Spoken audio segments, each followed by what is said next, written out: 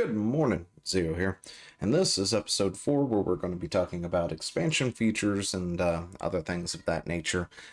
Blizzard's inability to, actually give the players what they really want and carry over things they don't want and waste time in development as doing so, which is another one of those things that they need to change. Of course, if you haven't seen the other episodes, there is a playlist down below somewhere that you can go check those out. And grab yourself some coffee, sit back, relax, and let's get into it, shall we?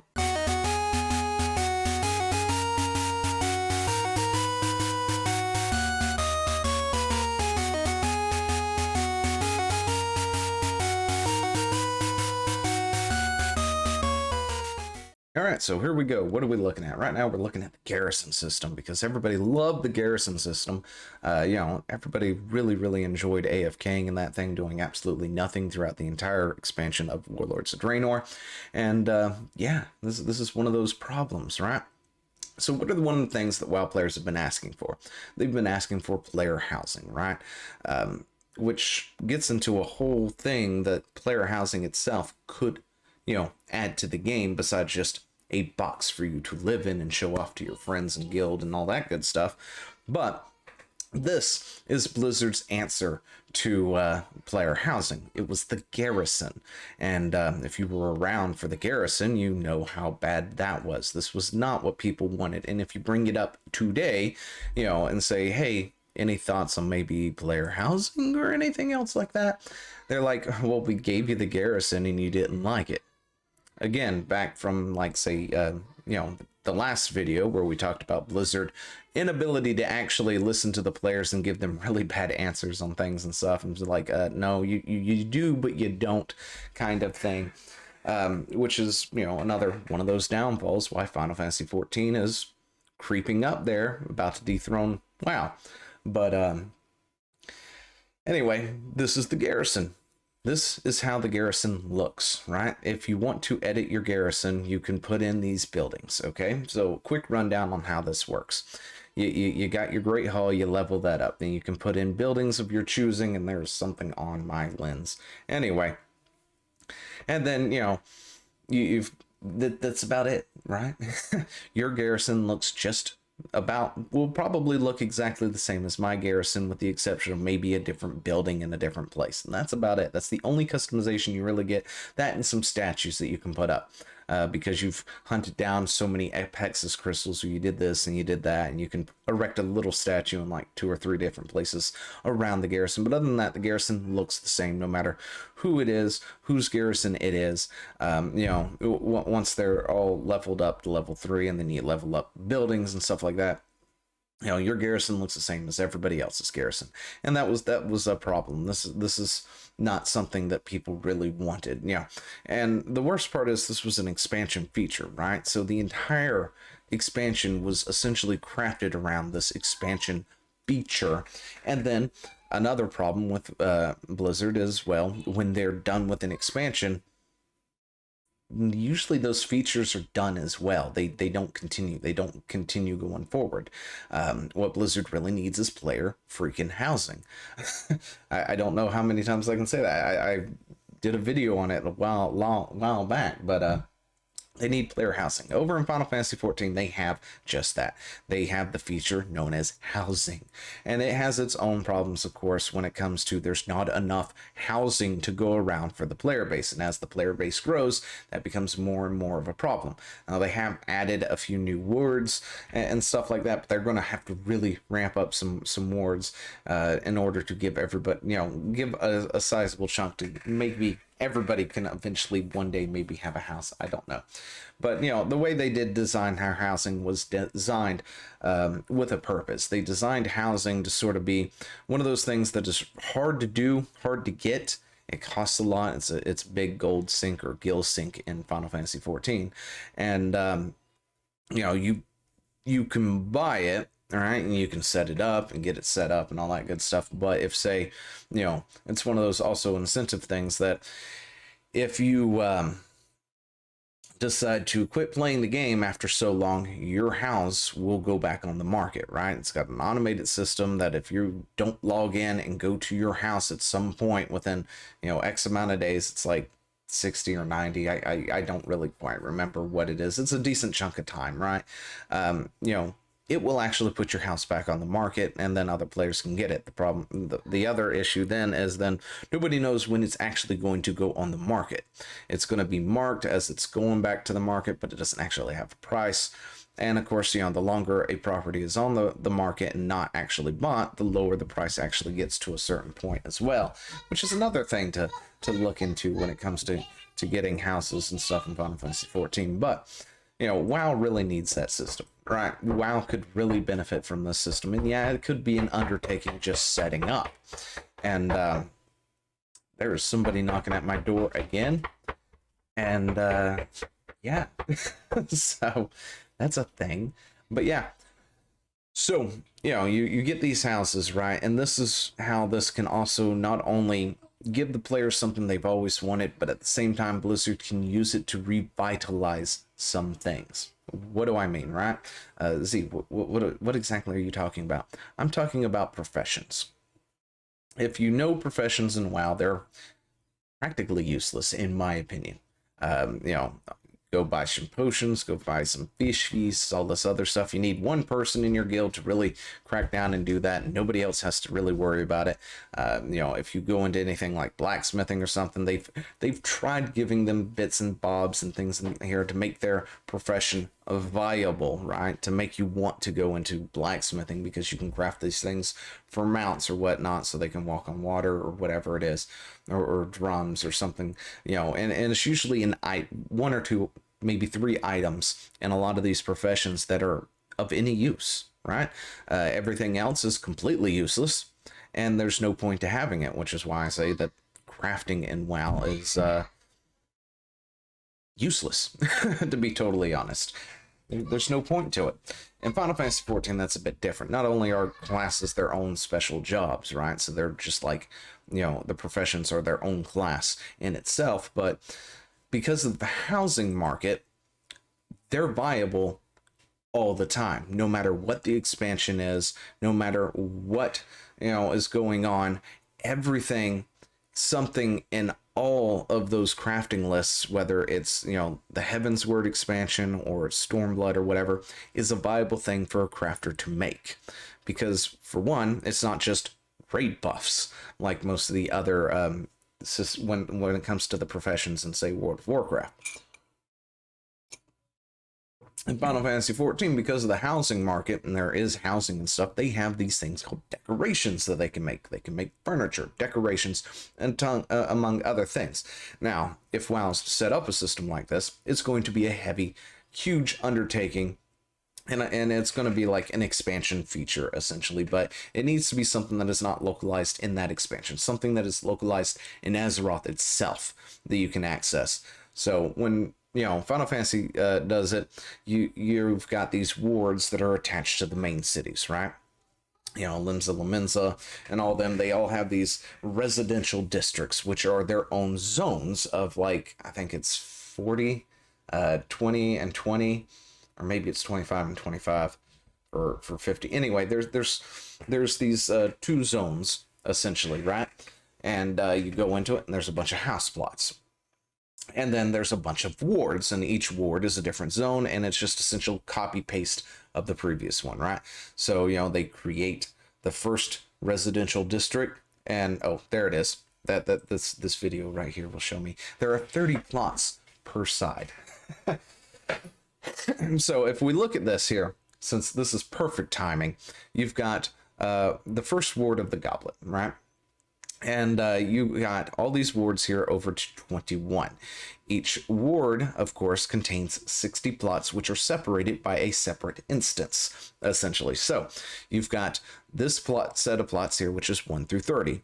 And then you can see who owns it and stuff like that. Like, you know, is it a free company? Is it an actual person, a player? And then they've got all these little tags here that you can attack to it, like RP. This is a setting for RP stuff, related things, right? You know, you can also, of course, tell if it's something you can go into, if it's public, if it's private, that sort of thing. And then, of course, you've got another 30 slots over here for other people to then use. And then you just copy and paste Ward 1 to Ward 2, Ward 3 to Ward 4, and stuff like that. And the plots are empty, and players will come, they'll fill it up, they'll buy it, and stuff like that. That's something that WoW needs right there. And if you localize it into, say, the main cities, like Ogre has its residential district, or Stormwind has a residential district, that gives you a place to give you player housing. Now, with all that, professions make decorations for it, right? So, in Final Fantasy 14, you may have, the woodworker or whatever, and they make benches, stools, and things like that. And they'll make things that are like appropriate to that particular expansion, that particular set. So you've got sort of heavenward themed things that this profession can make, and then you've got other professions making other heavenward things, themed things. And then the next expansion comes on, they go ahead and they make some new crafting recipes for their professions. So then they go through and they go and unlock, Stormblood themed things, right? Or Endwalker themed items that they can then sell on the marketplace, which is their version of the auction house, to other players who have bought themselves a house or have bought themselves an apartment, which of course is sort of their answer to the fact that they don't have enough wards out there for people. Is there is an apartment in each area as well that houses X amount of people that you can go and essentially buy an apartment, and it's like a small house without the basement size sort of thing, because if you look at this, you have a S, M, and L tag right here, which tells you the size of the plot. So there are small plots, medium plots, and very large plots. And these plots also, of course, have sort of an under a basement sort of setting to them as well. Meanwhile, the apartment will give you sort of a small room. And of course, if your free company has a house, they also have lodging in there, which is similar to the apartment at a somewhat of, I guess, a slight reduced rate or something. I'm not sure, where you can go ahead and set up a room at the free company and things like that. So this way it gives everybody an attempt to at least have a room to call their own and fill it with their own decorations and stuff, whether it's a Christmas tree for a Christmas themed thing, or maybe a beach setting with a grill or something in there. They just, they got a hot tub and they want to put that in there and have sort of this hot tub lounge thing going on. They can do whatever they want with it because it's their space. And of course, that allows professions to continue to function no matter what the expansion. So it doesn't matter that a new expansion is coming out, your crafter can still craft things from Heavensward, a lot of things from, say, Heavensward expansion that is still viable because it's not just a raid buff, which is where WoW fails horribly at, because their professions essentially are raid buffs. Of course, the other thing when it comes down to their professions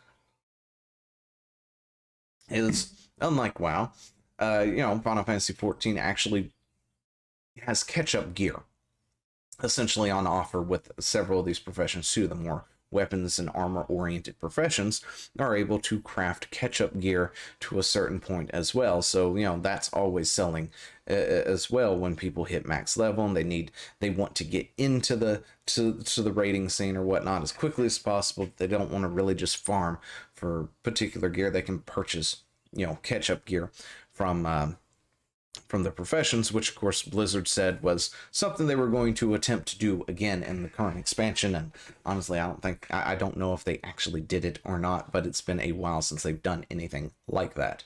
Of course, the other issue is, WoW has dumbed down its professions over the years as well. It's simple. You grab the things, you click it, and it creates, in Final Fantasy 14, it's more of a more heavy-duty thing, more complex.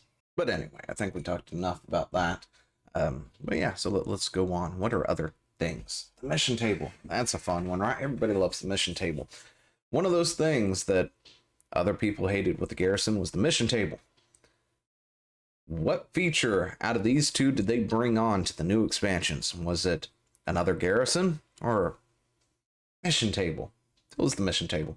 Yep, that one has carried on through every expansion since its inception and has gotten worse and worse over time until the current one here, where you now build a team and send them out to do things while you go on about your day in a nice little Facebook game, because yeah, that sounds like a fun thing.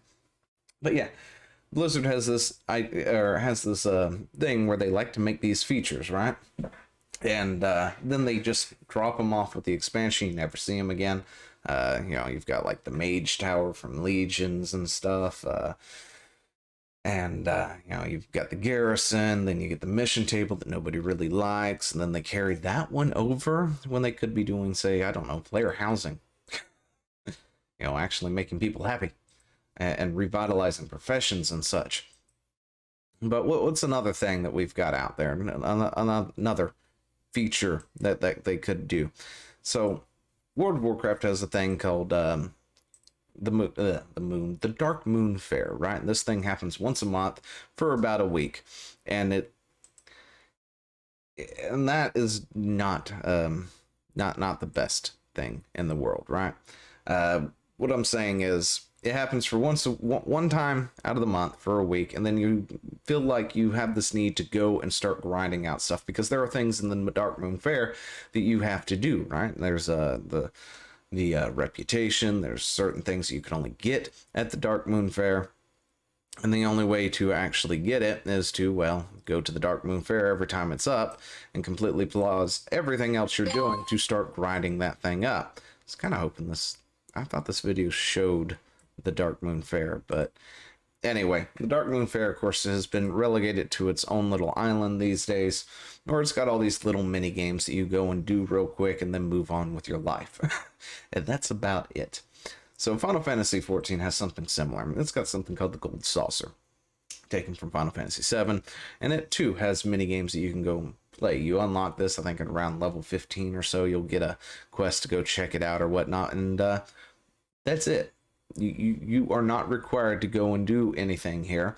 It doesn't feel like you have to go hit it up and constantly grind anything right then and there. There are things you can get there. There's like cosmetics and other stuff that you can do. And what we're looking at right now is chocobo racing, which is of course my favorite thing for reasons. Anyway, it's my favorite thing is just racing chocobos because you do get the ability to, you know, raise chocobos, breed chocobos, and then race said chocobos in this nice, you know, sort of Mario Kart-esque kind of thing, right? Where you get on these tracks and you go and you get bonuses and speed boosts and things like that. And there's other people racing with you, of course. And it's a lot of fun. I enjoy it. There's a lot of other things, of course, to do at the Gold Saucer.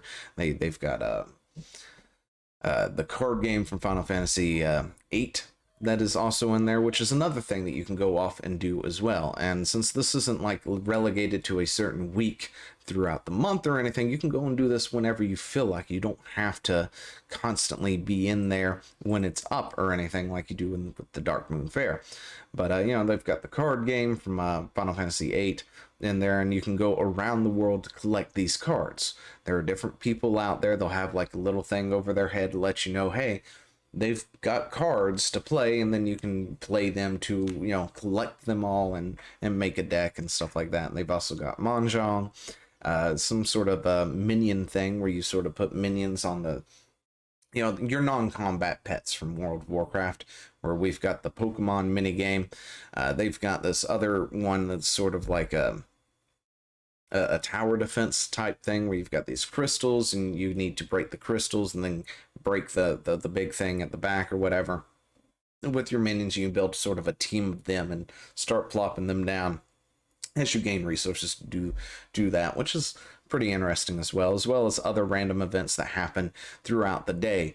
Various things from like just trying not to get blown off of a platform by typhoon or anything like that to a lot of these puzzle jumping, you know, platforming style things as well that you can do and gain the currency from the Gold Saucer and stuff and unlock different things. You can see all these different things that, you know, this person could unlock with the monies and stuff that they've gained from you know, playing stuff in the Gold Saucer. But it's a nice little thing, and this is a feature that of course was added similar to the Dark Moon Fair that is just there. It's there all the time. You can just break up your game whenever you want to, go have some fun over here, play some blackjack or something. I think blackjack, yeah, I think that might be a thing. I don't remember. Go pull some slots. That's the thing. There's a crane game somewhere, and like a punching bag type thing as well. Just little short things that, you know, these things right here off in the distance that you can do, as well as the other main games as well. And, you're not pressured into it. You just have to go to it to unlock it. Then you'll get a quest that sort of explains different things around the area. So you go run around and explore the area real quick, and then you're on your way. You can go back to the MSQ. You can go do dungeons. You can go do, side quests, whatever you want to do. And it's always there. It's not one of those things that just pops up for a short while, forcing you, making you feel like you have to go do it or you're going to miss out on something, right? And, they use this as other things, because there's all sorts of other things as well. There's like some kind of fashion thing, if I remember correctly. If you find the correct attire for your transmog-esque thing and then go talk to the person, they're going to rate you and then give you, GP based on, how well you've done satisfying the conditions for their fashion show type thing as well. Kind of like the Trials of Fashion or whatever it's called when WoW does it, except for it's a weekly thing, right? It always happens. But yeah, there's that as well. And you got the Dark Moon Fair, and yeah, I think that's about all I wanted to go over with this one. There's a lot of different things that is going on, but when it comes to Final Fantasy 14, and they put a feature in that everybody really likes, they continue the feature. They continue going on with it. They don't leave it. They don't just leave it in the expansion that it came up. And of course, there's other things as well, like holiday things and stuff. They're not that great. They're not like that anything huge. Both games do that. They've got their holiday events as well. So, which is pretty cool as well. Anyway, let me know what you think down in the comments below, and we'll talk to you later. Hey, thanks for watching. Don't forget to leave a comment, smash that like button, and always subscribe for more. And of course, there are other videos floating around somewhere on the screen, so click one of those and see if you can find something that suits your fancy. Till then, I'll see you later. Bye.